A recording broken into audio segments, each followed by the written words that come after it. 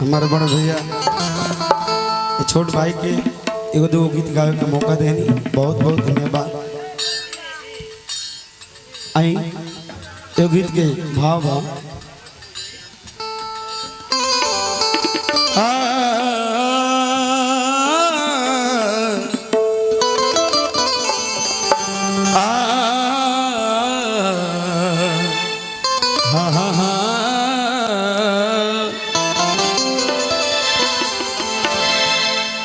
ढल गई ज्ञान भगति में जिनके हृदय में,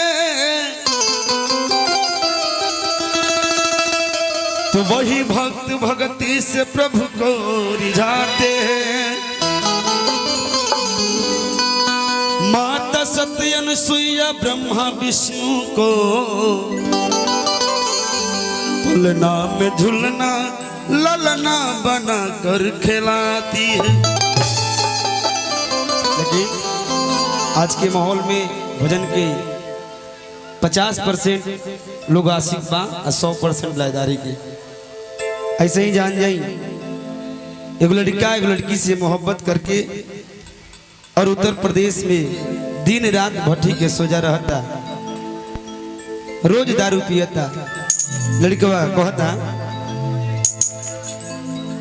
हर पियत न रहनी पिए के सिखा देल बारू। अरे पागल आवारा हर बना देल बारू रे बारू। अरे पियत न रहनी पिए के सिखा देल बारू।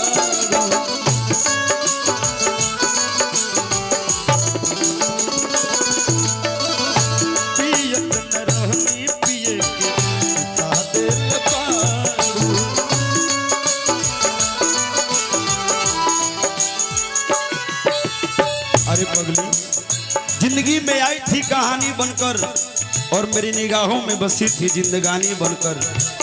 जिसको मैंने अपने पलकों से सजा के रखा वो मेरे पलकों से निकल गई पानी बनकर। अरे पगली पागल आवारा बना देल बारू।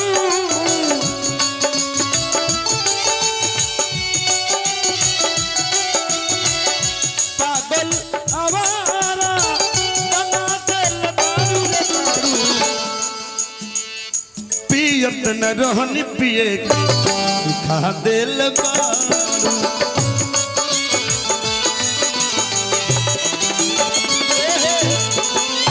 पियत न रहनी पिए के सिखा देल बारू।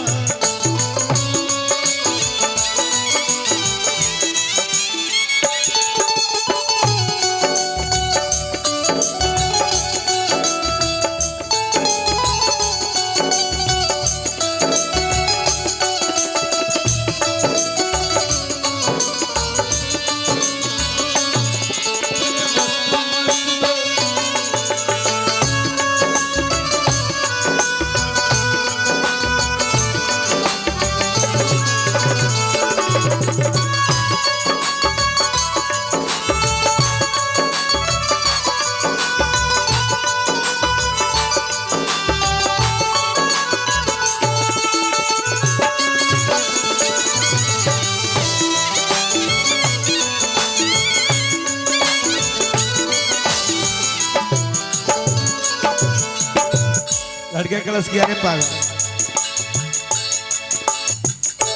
धोखा दिया था जब तूने मुझे तब मैं दिल से नाराज था। धोखा दिया था जब तूने मुझे तब मैं दिल से नाराज था। और सोचा इस दिल से निकाल कर तुझे फेंक दूं, लेकिन ये कम वक्त दिल तेरे ही पास है। और लड़के दूसरा के नाम के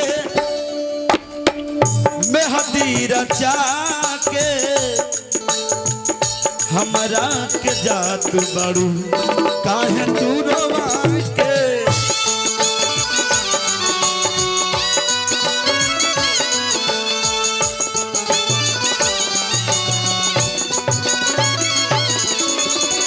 अरे पगली दूसरा के नाम के मेहदी रचा के हमरा के जात बड़ू काहे तू रोवाएंगे।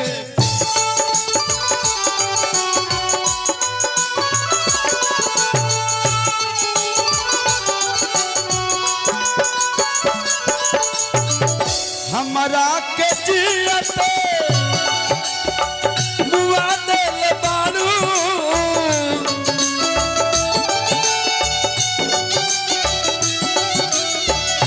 हमरा के जियते मुआ दिल बारू पियत न रहन पिए सिखा दिल बारू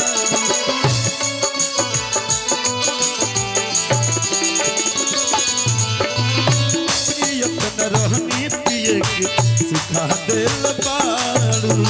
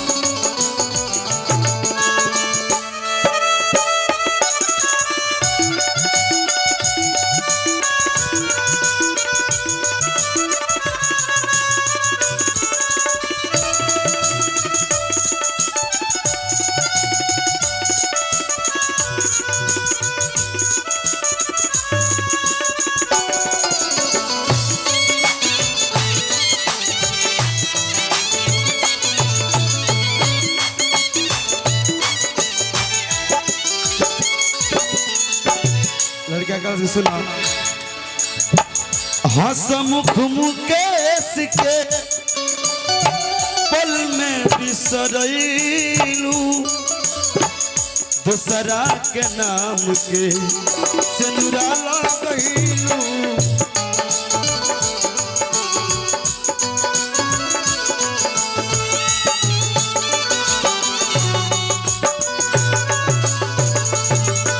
हसमुख मुकेश के पल में बिसरैलू दूसरा के नाम के मेहदी रचैलू।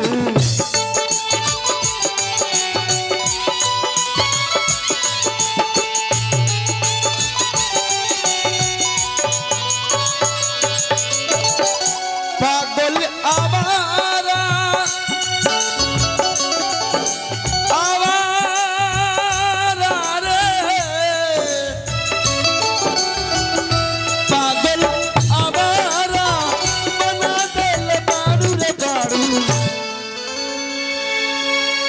पियत न रहन पिए सिखा दिल बारू।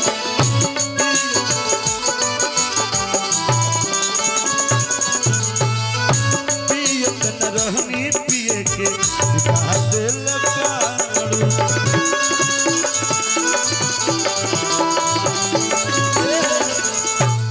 पियत न रहनी